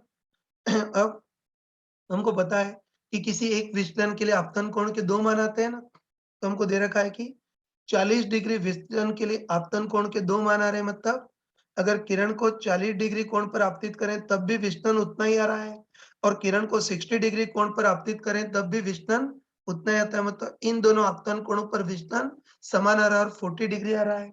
बस इन सारी इंफॉर्मेशन के आधार पर सबसे पहले हमको प्रिज्म कोण ए निकालना है और उसके बाद सेकंड पार्ट पूछा है कि इस प्रिज्म के कारण किरण का न्यूनतम विचलन कितना होगा। फिर न्यूनतम विचलन के लिए आवश्यक आपतन कोण IM और न्यूनतम विचलन के लिए आवश्यक अपवर्तन कोण RM कितना होगा वो देखना है। तो चलो इसको स्टार्ट करते हैं। फिर बच्चों, क्वेश्चन की लैंग्वेज देखते ही हम समझ गए कि इसमें हमको प्रिज्म के कारण विचलन का I के साथ ग्राफ जो बनता है उसका यूज करना होगा, है ना? तो हमको अच्छे ही पता है ना, हमको अच्छे ही पता है कि प्रिज्म के कारण किरण के विचलन का आपतन कोण I के साथ ग्राफ कटोरे के टाइप से तो होता है, लेकिन वो कटोरा ऐसा सिमेट्रिकल कटोरा नहीं होता है, अनसिमेट्रिकल कटोरा होता है। तो पता है कि प्रिज्म के कारण विचलन का आपतन कोण I के साथ ग्राफ होता है, वैसा अनसिमेट्रिकल कटोरा होता है। और ये भी तुमको, है ना, ये भी तुमको मैंने चमका कर बताया था कि किसी एक विचलन के लिए आपतन कोण के 2 मान संभव होते हैं, मतलब किन्हीं, है ना, मतलब किन्हीं 2 आपतन कोणों पर विचलन समान होते हैं और, है ना, और मैंने तुमको चमका कर बताया था कि जिन 2 आपतन कोणों पर विचलन समान होते हैं वो वास्तव में IE पेयर होते हैं। मैं चमका कर बताया था कि जिन 2 आपतन कोणों के लिए विचलन समान होते हैं वास्तव में IE पेयर होते हैं। तो इस बार 40 डिग्री और, है ना, इस बार 40 डिग्री और 60 डिग्री पर विचलन समान आ रहा है ना, तो इन 2 आपतन कोणों पर विचलन समान आ रहा है, मतलब वास्तव में दोनों IE पेयर होंगे, मतलब एक I होगा तो दूसरा E होगा, है ना? मतलब हम अनुमान लगा सकते हैं ना, हम अनुमान लगा सकते हैं कि बताओ I = 40 डिग्री कोण पर आपतित करने पर इस किरण का निर्गत कोण 60 डिग्री होगा, पता है ना? ये दोनों वास्तव में IE पेयर होंगे। तो हम बोल सकते हैं, अनुमान लगा सकते हैं कि किरण को I = 40 डिग्री कोण पर आपतित करें, तो निश्चित रूप से निर्गत कोण 60 डिग्री होगा और बताओ अगली बार वो विचलन कब प्राप्त होगा, जब उल्टी स्थिति होगी। उल्टी स्थिति मतलब जब किरण को उल्टा 60 डिग्री कोण पर आपतित करें, तो फिर निर्गत कोण 40 डिग्री आ जाएगा और वही विचलन वापस प्राप्त हो जाएगा। बस बताओ इन डेटास के आधार पर हम प्रिज्म कोण A का मान निकाल सकते हैं। तो उसके लिए चाहो तो इन डेटा का भी यूज कर सकते हैं, इन वाले डेटा का भी यूज कर सकते हैं। चलो इस डेटा का यूज करते हैं। तो हमको पता चल गया कि बताओ I = 40 डिग्री पर E = 60 डिग्री होगा और उस केस में किरण का विचलन कितना है, 40 डिग्री। बस इससे प्रिज्म कोण निकाल सकते हैं। तो हमको अच्छे पता है कि प्रिज्म के कारण किरण का विचलन जनरली कितना होता है, I + E - A। तो बताओ, है ना, इस केस में विचलन कितना है बताओ, 40 डिग्री बराबर I कितना है 40, E कितना है 60 माइनस A निकालना है। सॉल्व करेंगे तो 40 से 40 कैंसल, इसको सॉल्व करेंगे तो प्रिज्म कोण 60 डिग्री आएगा। तो जो ये वाली इंफॉर्मेशन उससे पहला पार्ट तो निकाल लिया कि इसका प्रिज्म कोण 60 डिग्री होगा। अब सेकंड पार्ट में ना सेकंड पार्ट में पूछा है कि इस प्रिज्म के कारण किरण का न्यूनतम विचलन कितना होगा, है ना? वही कि इस प्रिज्म के कारण किरण का न्यूनतम विचलन कितना होगा और न्यूनतम विचलन के लिए आवश्यक आपतन कोण मतलब IM कितना होगा और न्यूनतम विचलन के लिए आवश्यक अपवर्तन कोण RM कितना होगा वो देखना है। तो हमको अच्छे पता है कि कभी भी न्यूनतम विचलन का क्वेश्चन पूछे तो कोई बुद्धि नहीं, अब भगवान का नाम लेकर के ये जादुई फॉर्मूला लगा देंगे, तो फॉर्मूले से आ तो जाएगा, लेकिन उसके पहले थोड़ा बहुत लॉजिकली सोचते हैं ना, तो फॉर्मूले से निकाल लेंगे, लेकिन उसके पहले थोड़ा-सा लॉजिकली सोचते हैं कि न्यूनतम विचलन के लिए आवश्यक आपतन कोण मतलब IM कितना होगा, उसको थोड़ा-सा लॉजिकली सोचते हैं, है ना? मतलब न्यूनतम विचलन किस आपतन कोण पर होगा? तो आईएम को हम थोड़ा लॉजिकली सोच सकते हैं। है तो देखो हम बिल्कुल लॉजिकली सोच सकते हैं। एक बताओ, विचलन का आई के साथ ग्राफ अगर सिमेट्रिकल कटोरा होता, है ना? सोच के बताओ कि विचलन का आई के साथ ग्राफ अगर सिमेट्रिकल कटोरा होता, तब तो ये जो मिनिमा बनता हो 40 और 60 के बिल्कुल बीच में बनता, मतलब 50 डिग्री पर बनता, है ना? तो ये लॉजिकली बोल सकते हैं कि विचलन का आई के साथ ग्राफ सिमेट्रिकल कटोरा होता, तब तो ये जो मिनिमा है वो 40 और 60 के बिल्कुल बीच में बनता, मतलब 50 डिग्री पर बनता। लेकिन, है ना? लेकिन हमको पता है कि प्रिज्म के कारण विचलन का आई के साथ ग्राफ कटोरा तो होता है, लेकिन वो कटोरा अनसिमेट्रिकल कटोरा होता है, मतलब इधर ज्यादा नीचे की ओर झुका होता है ना? इधर ज्यादा नीचे की ओर झुका होता है, इधर फ्लैट होता है। बस विचलन का आई के साथ ग्राफ अनसिमेट्रिकल कटोरा होता है। और तुम खुद बताओ कि अनसिमेट्रिकल कटोरा होता है, इसलिए इस बार मिनिमा बिल्कुल बीच में नहीं आएगा, मिनिमा इसके ज्यादा पास आएगा। तो ये स्मार्टनेस रखनी है कि ग्राफ अगर सिमेट्रिकल कटोरा होता तो मिनिमा 40 और 60 के बिल्कुल बीच में तो 50 डिग्री पर होता, लेकिन वास्तव में विचलन का ग्राफ अनसिमेट्रिकल कटोरा होता है। यार अनसिमेट्रिकल कटोरा होता है, इससे मिनिमा 40 और 60 के बिल्कुल बीच में नहीं आएगा, बल्कि मिनिमा इस 40 के ज्यादा पास आएगा, फर्स्ट हाफ में आएगा। मतलब पक्का बोल सकते हैं कि जो मिनिमा आएगा वो फर्स्ट हाफ में आएगा, मतलब 40 और 50 के बीच में कहीं आएगा। मतलब अनुमान लगा सकते हैं कि न्यूनतम विचलन के लिए आवश्यक जो आपतन कोण आईएम है वो फर्स्ट हाफ में आएगा, मतलब 40 डिग्री से 50 डिग्री के बीच में कहीं आएगा। ये बोल सकते हैं ना कि जो आईएम होगा वो फर्स्ट हाफ में आएगा, मतलब 40 और 50 के बीच में कहीं आएगा। तो ये तो सब लॉजिकली कर लिया, लेकिन अब मैथमेटिकली कर लेते हैं। बस इस प्रिज्म के कारण किरण का न्यूनतम विचलन कोण निकालना है, तो हमको पता है कि न्यूनतम विचलन कोण निकालना है तो बुद्धि को डस्टबिन में फेंकाना। अब तो भगवान का नाम लेकर के वो जादुई फॉर्मूला लगा सकते हैं। बताओ, n equal to simply sine delta minimum plus a by 2 upon sine a by 2, यही रखेंगे, है ना? बस मान रखते हैं। तो n प्रिज्म का अपवर्तनांक, तो प्रिज्म का अपवर्तनांक √2 equal to sine delta minimum निकालना है तो ऐसे ही रहने देते हैं प्लस a। तो ये फर्स्ट पार्ट से हम निकाल चुके हैं कि प्रिज्म कोण 60/2 अपन साइन a की जगह 60/2, तो हमको अच्छे पता है, तो हमको पता है कि साइन 60/2 साइन 30 होता है, वो 1/2 होता है। तो तुम देखते बताओ कि 1/2 को उधर ट्रांसफर करेंगे तो उधर कितना आ जाएगा? √2/2 मतलब 1/√2। और चलो इस चीज को एलएचएस में ले आते हैं। तुम बताओ एलएचएस में तो कितना है? Sine delta minimum plus 60/2 equal to 1/2 को आरएचएस में ट्रांसफर करेंगे तो आरएचएस में √2/2, इसको 1/√2 लिख सकते हैं। और हमको पता है कि 1/√2 किसका मान होता है? साइन 45 का। बस आराम से बताओ कि sine delta minimum plus 60/2 equal to sine 45 है। साइन साइन को कैंसिल करेंगे तो delta minimum plus 60/2 equal to 45 degree. आगे इसको सॉल्व कर लेना, तो आगे इसको सॉल्व करोगे तो delta minimum equal to 30 degree. बस इस प्रिज्म के कारण किरण का न्यूनतम विचलन कोण 30 डिग्री आ गया। बस अब हमको देखना है कि न्यूनतम विचलन के लिए आवश्यक आपतन कोण मतलब आईएम कितना होगा, और न्यूनतम विचलन के लिए आवश्यक अपवर्तन कोण आरएम कितना होगा। तो हमको पता है कि दिमाग खपाने की जरूरत नहीं है, आईएम और आरएम के राज भी इस जादुई फॉर्मूले के अंदर छुपे होते हैं। तो बताए कि जादुई फॉर्मूले के अंश में जो होता है आईएम और हर में जो आता है वो आरएम। तो आईएम कितना होगा? Simply delta minimum plus a/2। बस डेल्टा मिनिमम तो 30 प्लस a इसका प्रिज्म कोण, तो प्रिज्म कोण 60/2, तो आईएम 45 डिग्री आ गया। तो तुम बताओ कि हमने पहले, है ना, पहले हमने जुगाड़ से देखा था, तो जुगाड़ से देखा था उसको हम, है ना, जो जुगाड़ से देखा था उससे हमको पता चल गया था कि आईएम का मान 40 और 50 के बीच होगा, बाकी मैथमेटिकली निकालेंगे तो आईएम का मान 45 होगा। तो हमने लॉजिकली भी समझ सोच लिया था, मैथमेटिकली भी आ गया आरएम। तो हमको पता है कि इसमें जो हर होता है वो आरएम होता है, तो आरएम क्या होगा? a/2। तो ये 60/2 मतलब आरएम 30 डिग्री। तो इस तरह से घुमा फिरा करके क्वेश्चन पूछे तब भी तुम इजीली कर सकते हो।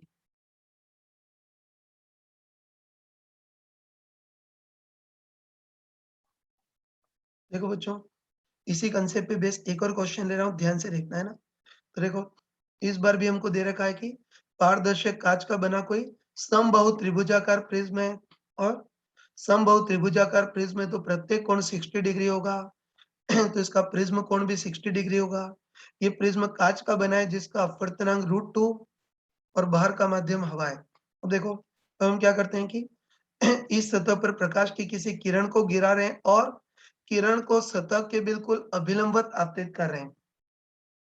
है ना, पता होगा कि अभिलंबत आपतित करें तो अभिलंब के साथ कोण 0 होगा, मतलब I इक्वल टू 0 होगा।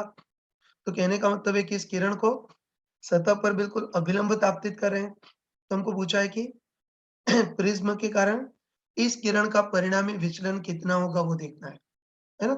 स्टार्ट करते हैं। तो हमको दे रखा है कि कोई समबाहु त्रिभुजाकार प्रिज्म है। इस सतह पर प्रकाश की किसी सॉरी बाहर का माध्यम कुछ भी नहीं दे रखा है तो बाय डिफॉल्ट हवा ही मानेंगे ना। अब देखो, इस सतह पर किसी किरण को आपतित किया और बिल्कुल अभिलंबत आपतित किया है। बस ये किरण कैसे मुड़ेगी वो देखते हैं ना। तो क्लियरली बोल सकते हैं कि इस किरण को सतह के अभिलंबत आपतित किया है। तो पहले प्रोसेस में तो किरण अभिलंबत निकल जाएगी, मतलब पहले प्रोसेस में तो किरण बिना मुड़े सीधी की सीधी चली आएगी, कह सकते हैं ना। तो अभिलंबत आपतित किया तो अभिलंबत ही प्रवेश कर जाएगी, मतलब पहले प्रोसेस में तो किरण बिना मुड़े सीधी की सीधी चली आएगी। तो अब हमको, अब एक किरण इस सतह पहुंची है, तो हमको देखना है कि इस सतह पर अभिलंब के साथ कोण कितना होगा वो देखना है। देखो, वैसे तुम फॉर्मूला भी लगा सकते हो। ये देखो, वैसे तो हम फॉर्मूला भी लगा सकते हैं। तुम बताओ कि किरण को अभिलंबत आपतित किया था तो अभिलंब के साथ कोण 0 होगा, मतलब I इक्वल टू 0 होगा। I इक्वल टू 0 होगा तो इस अपवर्तित किरण का अभिलंब के साथ कोण R1 भी 0 होगा। तो बताओ, R1 0 है तो R2 निकालना है, तो हमको पता है ना? हमको अच्छे पता है कि प्रिज्म के केस में R1 प्लस R2 का योग A होता है। तो R2 equal to A minus R1। तो ये तो 60 डिग्री माइनस R1 0, तो R2 60 डिग्री ऐसे निकाल सकते हैं, लेकिन इस बार थोड़ा-सा अजीब केस है ना? इस बार थोड़ा अजीब केस है, तो फॉर्मूला लगाने में थोड़ा डर लग रहा है तो तुम बेसिक ज्योमेट्री से भी निकाल सकते हो ना। तो उसके लिए क्या करते हैं कि पहले इस वाले समकोण त्रिभुज को कंसीडर करते हैं। तुम आराम से बताओ कि इस समकोण त्रिभुज के तीनों कोणों का एक 180 डिग्री होता है, उसमें से 90 चला गया, ये 60 चला गया, तो ये कोण कितना बचेगा? 30 डिग्री। अब तुम आराम से बताओ कि इस किरण का प्रिज्म की सतह के साथ कोण 30 डिग्री है, तो अभिलंब के साथ कोण कितना होगा? 90 माइनस 30 में तो 60 डिग्री। तो फॉर्मूले से भी ये आया और बेसिक ज्योमेट्री से भी यही आया, लेकिन फिर मैं वार्न कर रहा हूँ कि क्वेश्चन अगर कुछ भी एबनॉर्मल क्वेश्चन हो तो रिस्क मत लेना, बेसिक ज्योमेट्री से ही करेंगे। तो बेसिक ज्योमेट्री से पता चल गया कि इस किरण का अभिलंब के साथ कोण 60 डिग्री आ गया। नहीं तो बस बोल सकते हैं कि किरण अभिलंब गिरा था तो अभिलंबत ही प्रवेश कर जाएगी, बिना मुड़े सीधी की सीधी प्रवेश कर जाएगी और अब ये किरण इस सतह पहुंचेगी। तो ज्योमेट्री से पता चल गया कि है ना, इस सतह पर किरण का अभिलंब के साथ कोण 60 डिग्री होगा। तो तुम देखते ही बताओ, है ना? तुम देखते ही बताओ कि अब एक किरण किधर से किधर जा रही है? अ, है ना? अब एक किरण किधर से किधर जा रही है? कांच से हवा की ओर जा रही है, मतलब सघन से विरल माध्यम की ओर जा रही है, तो अब अभिलंब से दूर मुड़ जाएगी, है ना? तो अब एक किरण अभिलंब से दूर मुड़ जाएगी तो अब निर्गत कोण E कितना होगा वो देखना है। तो हमको अच्छे पता है कि निर्गत कोण के लिए सिंपली इस किरण और इस किरण के बीच स्नेल का नियम लगा देंगे। N1 sin θ1 equal to N2 sin θ2। आराम से बताओ कि किरण कांच से आ रही है ना? किरण कांच से आ रही है तो N1 तो √2 sin θ1, तो इधर अभिलंब के साथ कोण 60 डिग्री है ना? तो N1 तो √2 sin θ1 60 डिग्री बराबर N2। तो अब किरण हवा में जा रही है तो N2 1 इंटू sin θ2 की जगह निर्गत कोण E थोड़ा सॉल्व कर सकते हैं। ये तो हमको पता है कि sin 60 कितना होता है? √3/2। तो इसको सॉल्व कर लेना। तो इसको सॉल्व करेंगे तो sin ही कितना आ गया? √3 अपन एक रूट टू से एक रूट टू कैंसिल हो गया तो रूट टू मतलब इसको सॉल्व करेंगे तो साइन ई इक्वल टू कितना आ गया, रूट ऑफ 3/2 आ गया। ये तो कई बेशर्म लोग क्या करते हैं कि साइन ई रूट 3/2, तो बेशर्मों के टाइप से लिख देते हैं कि E equal to sine inverse root 3/2 ऐसा लिख देते हैं। ये बिल्कुल गलत है ना। तो तुम बताओ कि इसको सॉल्व किया ना, कोई आई से R1 निकाला, R1 से R2 और R2 से ई निकाला और सॉल्व करने पर साइन ई रूट ऑफ 3/2 आ गया। तुम बताओ कि n ज्यादा है, हर कम है तो पूरी चीज एक से ज्यादा होगी ना, मतलब साइन ई एक से ज्यादा आ गया। बताओ ना, रूट ऑफ 3/2 1 से ज्यादा ही होगा ना। तो इस सॉल्व करने पर, है ना, सॉल्व करने पर साइन ई 1 से ज्यादा आ गया और हमको अच्छे पता है कि साइन ई 1 से ज्यादा है, ये संभव नहीं है। तो होता है साइन ई का मान 1 से ज्यादा संभव नहीं है, तो इस बार अपवर्तन भी संभव नहीं होगा, और अपवर्तन संभव नहीं होगा मतलब कंफर्म है कि इस सतह पर किरण का पूर्ण आंतरिक परावर्तन हो जाएगा, है ना। ये ध्यान रखना। तो तुम अच्छे ध्यान रखना, ये तो अच्छे ध्यान रखना कि प्रिज्म वाले क्वेश्चन में कोई लड्डू के टाइप से लिखा नहीं होता है कि इस सतह पर किरण का पूर्ण आंतरिक परावर्तन होगा, वो लड्डू के टाइप से दिया नहीं होता है। उसको ऐसे करते हैं यार, है ना, उसको ऐसे करते हैं कि बस अपनी नॉर्मल टाइप की कैलकुलेशन करते हैं, मतलब कोई सिंपली आई से R1 निकालते हैं, R1 से R2 निकालते हैं और R2 से E निकालते हैं। और अच्छे ध्यान रखना, है ना, अच्छे ध्यान रखना कि सॉल्व करने पर साइन ई का मान 1 या 1 से कम आया, तब तो हमको पता है कि साइन ई का मान 1 या 1 से कम तो संभव है, तो उस केस में तो नॉर्मल टाइप का अपवर्तन ही होगा। लेकिन, है ना, लेकिन अगर सॉल्व करने पर साइन ई का मान 1 से ज्यादा आ गया, तो हमको पता है कि साइन ई का मान 1 से ज्यादा संभव नहीं है, तो उस केस में फिर अपवर्तन भी संभव नहीं होगा, और अपवर्तन संभव नहीं होगा मतलब कंफर्म है कि इस सतह पर किरण का पूर्ण आंतरिक परावर्तन हो जाएगा, है ना। ये ध्यान रखना, क्या इसे R1 से R2 और R2 से E निकालेंगे, साइन ई का मान 1 है, 1 से कम आया, तब तो संभव है तो नॉर्मल टाइप से अपवर्तन होगा। लेकिन अगर, है ना, इस बार साइन ई का मान 1 से ज्यादा आ गया, जो संभव नहीं है, तो इस बार अपवर्तन भी संभव नहीं होगा। तो कंफर्म है कि इस बार अपवर्तन संभव नहीं होगा, मतलब इस बार किरण का पूर्ण आंतरिक परावर्तन, टोटल इंटरनल रिफ्लेक्शन हो जाएगा। और तुम बताओ कि इस बार, है ना, इस बार इस सतह पर किरण पूर्ण आंतरिक परावर्तित हो रही है, तो तुम बताओ कि भले ही पूर्ण आंतरिक है लेकिन परावर्तन हो रहा है, तब ये किरण परावर्तन के नियम का पालन करेगी। मतलब अभिलंब से 60 डिग्री कोण पर आ रही थी, तो अभिलंब से 60 डिग्री कोण पर ही परावर्तित होगी। अब किरण यहाँ पहुंचेगी, बस यहाँ इसका अभिलंब के साथ कोण कितना होगा वो देखना है। चलो तुम देखते बताओ कि इस परावर्तित किरण का अभिलंब के साथ कोण 60 डिग्री है, अभिलंब के साथ कोण 60 डिग्री है, तो प्रिज्म की सतह के साथ कोण 30 डिग्री। बस अब हम इस वाले त्रिभुज को कंसीडर करते हैं। तो तुम फटाफट बताओ कि बताओ इस त्रिभुज के भी तीनों कोणों का एक 180 डिग्री होता है, उसमें से 60 चला गया है, 30 चला गया, तो ये कोण कितना बचेगा, 90। और तुम बताओ तुम बताओ कि ये कोण 90 डिग्री है, मतलब ये किरण इस सतह पर बिल्कुल अभिलंबत आ रही है। तो तुम बताओ कि किरण इस सतह पर बिल्कुल अभिलंबत आ रही है, तो बिल्कुल अभिलंबत ही चली जाएगी, मतलब इस प्रोसेस में भी किरण बिना मुड़े सीधी की सीधी चली आएगी। बस अब हमको पूछा है कि इन तीनों प्रोसेस के दौरान, है ना, इस किरण का परिणामी विचलन कितना होगा वो देखना है। तो तुम खुद बताओ कि बताओ इस बार विचलन के लिए I प्लस ई माइनस ए लगा सकते हैं क्या, नहीं लगा सकते हैं।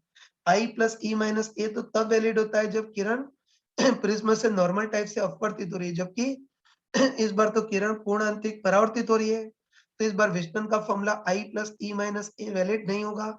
इसको लॉजिकली सोचेंगे तो तुम स्मार्ट ही बताओ ना, स्मार्ट ही बताओ कि जो, है ना, कि जो पहला प्रोसेस है उसमें भी किरण बिना मुड़े बिल्कुल सीधी की सीधी निकल गई है, तो इसमें भी कोई विचलन नहीं होगा।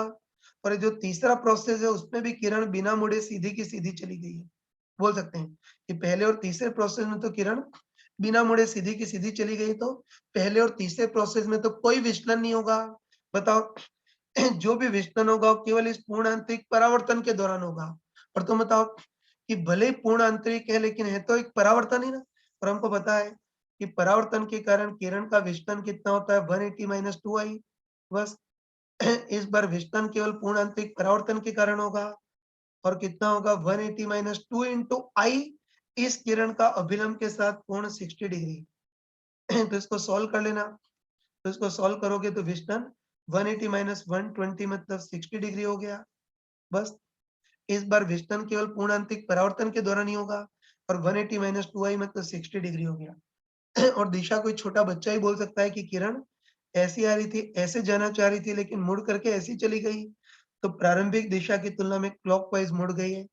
तो ध्यान रखना कि प्रिज्म के क्वेश्चन में कभी पूर्ण आंतरिक परावर्तन हो तब भी उसको कर सकते हैं वही स्किल। आई से R1, R1 से R2 और R2 से E निकालेंगे। साइन ई का मान 1 या 1 से कम हो गया तब तो कोई चक्कर नहीं है, नॉर्मल अपवर्तन ही होगा। लेकिन अगर साइन ई का मान 1 से ज्यादा हो गया तो फिर वो संभव नहीं है, तो अपवर्तन भी संभव नहीं होगा। तो तुरंत चमक जाना चाहिए कि तब पूर्ण आंतरिक परावर्तन होगा।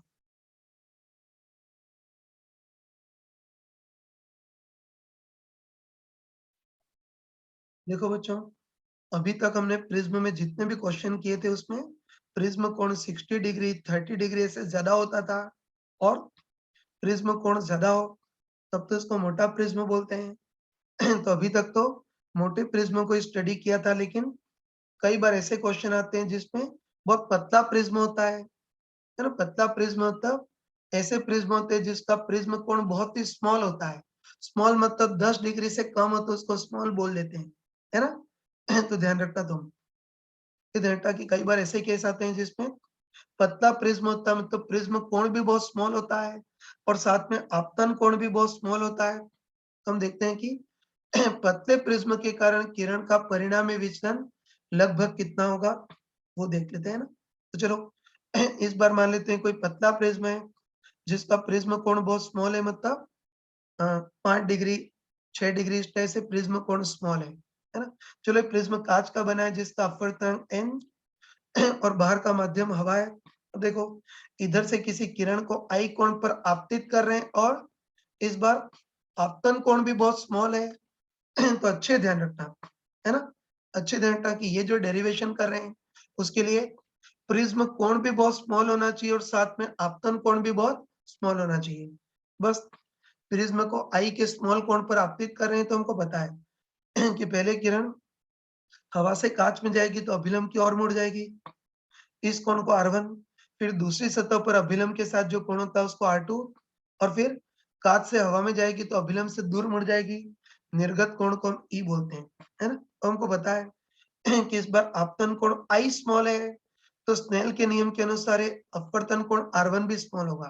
तो बताओ R1 स्मॉल है, प्रिज्म कोण A स्मॉल है तो R2 भी स्मॉल होगा और R2 स्मॉल है तो स्नेल के नियम के अनुसार निर्गत कोण E भी स्मॉल होगा। मतलब कहने का मतलब है कि इस बार सारे कोण बहुत स्मॉल होंगे और सारे कोण स्मॉल होंगे मतलब इसमें अप्रोक्सीमेशन लगा सकते हैं। कहीं भी साइन थीटा हो तो उसको लगभग थीटा बोल सकते हैं, है ना। बस इस पतले प्रिज्म के कारण किरण का परिणामी विचलन कितना होगा वो देखना है। तो हमको अच्छे पता है ना, हमको अच्छे पता है कि किसी भी प्रिज्म के कारण किरण का विचलन generally I plus E minus A होता है। तो हमको पता है कि इस पतले प्रिज्म के कारण भी विचलन निकालना है तो उसके लिए हमको मेनली निर्गत कोण E निकालना होगा और निर्गत कोण E निकालने का हमारे पास बिल्कुल रटा रटाया मेथड है। वही चीज कि पहले I से R1 निकालेंगे, फिर R1 से R2 और फिर R2 से E। स्टार्ट करते हैं। पहले I से R1 निकालना है तो उसके लिए सिंपली इस किरण और इस किरण के बीच स्नेल का नियम लगा देंगे। N1 sin I equal to N2 sin R। किरण हवा से आ रही है तो N1 1 sin I बराबर कांच में जा रही है तो N2 N sin R की जगह R1। अब तुम आराम से बताओ कि इस बार कोण बहुत स्मॉल है तो तब कोण बहुत स्मॉल है तो sin थीटा को लगभग थीटा लिख सकते हैं, मतलब sin I को लगभग I लिख सकते हैं और sin R1 को लगभग R1 लिख सकते हैं, है ना। तो कोण बहुत स्मॉल है तो sin I को लगभग I और sin R1 को हम लगभग R1 लिख सकते हैं। बताओ सॉल्व करेंगे तो I इक्वल टू लगभग N इंटू R1, तो इससे R1 इक्वल टू लगभग कितना आ गया I बाय N। तो सबसे पहले हमने I से R1 निकाल लिया, फिर R1 से R2 निकालेंगे तो हमको पता है कि प्रिज्म के केस में R1 प्लस R2 का योग हमेशा A होता है, तो R2 equal to A minus R1 होता R2 equal to A minus R1 कितना है I बाय N। तो बताओ, है ना, हमने अभी I से R1 निकाल लिया, R1 से R2 भी निकाल लिया। अब हमको R2 से E निकालना है, तो R2 से E निकालने के लिए सिंपली इस किरण और इस किरण के बीच भी स्नेल का नियम लगा देंगे। Simply N1 sin θ1 equal to N2 sin θ2। बताओ, किरण कात से आ रही है, इससे N1 तो N sin θ1 का काम कौन करेगा? R2 बराबर N2। तो बताओ, किरण हवा में जा रही है तो N2 1 और sin θ2 का काम निर्गत कोण E। वापस बताओ, इस बार भी सारे कोण बहुत स्मॉल हैं, तो सारे कोण बहुत स्मॉल है, तो sin R2 को लगभग हम R2 लिख सकते हैं और sin E को लगभग E लिख सकते हैं। तो इससे सॉल्व करेंगे तो E इक्वल टू कितना आ गया? nR2। तो था E equal to N into R2 का मान कितना है? A minus I by N लिख सकते हैं। तो इसको सॉल्व कर लोगे ना, तो इसको सॉल्व करोगे तो निर्गत कोण का मान अपने पास कितना आएगा? Na माइनस I इतना आ जाएगा। इसको कर लेना, तो सॉल्व करोगे तो निर्गत कोण का मान लगभग Na माइनस I आ गया। तो बस तुम आराम से बताओ, है ना? तो तुम बिल्कुल आराम से बताओ, क्या इसे R1, R1 से R2 और R2 से E निकाल लिया? बस। अब इस पतले प्रिज्म के कारण किरण का विचलन देख सकते हैं, तो हमको पता है कि प्रिज्म के कारण किरण के विचलन का general formula I plus E minus A होता है। बस इस प्रिज्म के कारण मैं लिख देता हूँ ना, इस प्रिज्म के कारण किरण का विचलन कितना होगा? I plus E minus A। तो I प्लस E का मान क्या रख सकते हैं बताओ? Na minus I minus A कर सकते हैं ना? तो I plus E minus A, जहाँ E का मान Na माइनस I रख सकते हैं। बस। अब अगर सॉल्व करोगे तो एक इंटरेस्टिंग चीज है कि सॉल्व करेंगे तो I से I कैंसिल हो जाएगा, और I से I कैंसिल हो जाएगा तो पतले प्रिज्म के कारण किरण का विचलन कितना आ जाएगा? Na माइनस A, या A को कॉमन ले तो N माइनस 1 इंटू A इतना आएगा।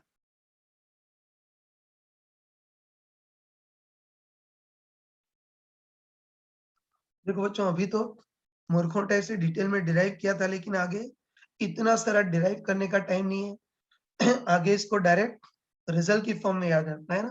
तो तुम अच्छे ध्यान रखना कि अगर कभी भी पतला प्रिज्म हो, है ना, ध्यान रखना कि कभी भी पतला प्रिज्म हो और साथ में किरण को बहुत कम कोण पर भी आपतित करें, तो उस केस में पतले प्रिज्म के कारण किरण का विचलन लगभग कितना होता है? n माइनस 1 इंटू ए होता है ना। और इसमें एक इंटरेस्टिंग चीज है ना, इंटरेस्टिंग चीज है कि पतला प्रिज्म हो और आपतन कोण बहुत स्मॉल हो, तो जब विचलन निकालते हैं तो आई से आई कैंसिल हो गया था, और आई से आई कैंसिल हो गया था, मतलब बोल सकते हैं कि पतला प्रिज्म हो और आपतन कोण बहुत स्मॉल हो, तो फिर पतले प्रिज्म के कारण जो विचलन है वो आपतन कोण आई पर निर्भर नहीं करेगा।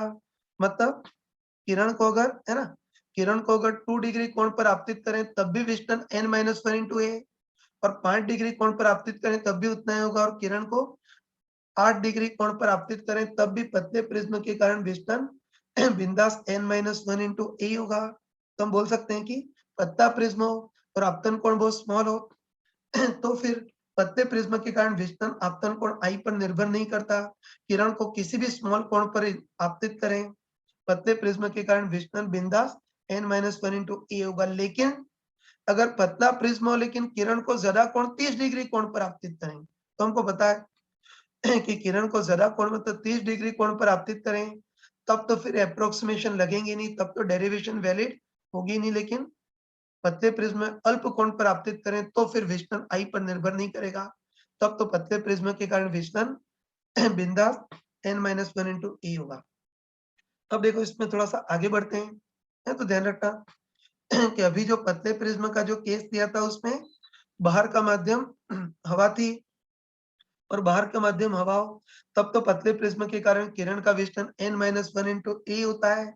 लेकिन, है, लेकिन ध्यान रखना कि कई बार ऐसे केसेस होते हैं जिसमें प्रिज्म को पानी जैसे किसी पारदर्शक माध्यम में डुबो देते हैं, तो तब पतले प्रिज्म के कारण विचलन कितना होगा वो देखना है ना। तो मान लेते हैं कि इस बार भी पतला प्रिज्म है ये, प्रिज्म का अपवर्तनांक n प्रिज्म, और प्रिज्म को पानी जैसे किसी पारदर्शक माध्यम में डुबो रहे हैं जिसका अपवर्तनांक n मीडियम है।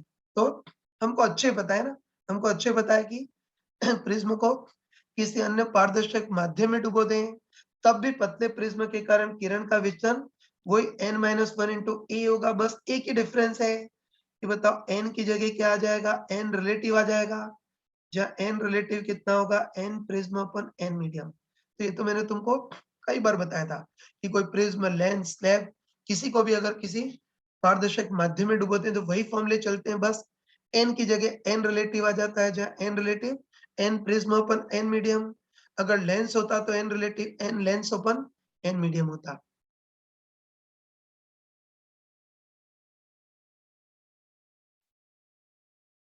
समझो, अभी हमने पतले प्रिज्म के कारण किरण का विचलन n-1 इंटू ए होता है, ये तो देख लिया था, लेकिन विचलन की दिशा बताना भूल गया था।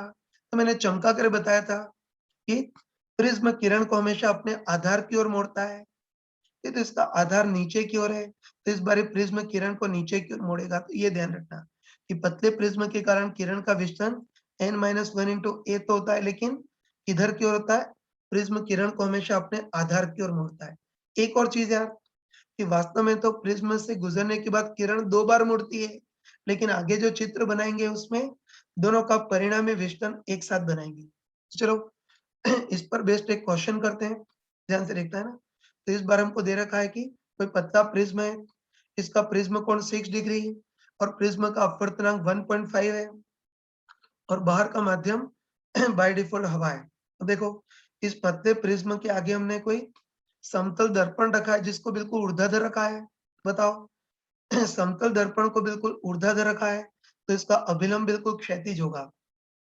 अब देखो, इधर से हम प्रकाश की कोई, है ना, इधर से प्रकाश की कोई क्षैतिज किरण को आपतित करते हैं, तो ये किरण पहले प्रिज्म से अपवर्तित होगी और फिर समतल दर्पण से परावर्तित होगी।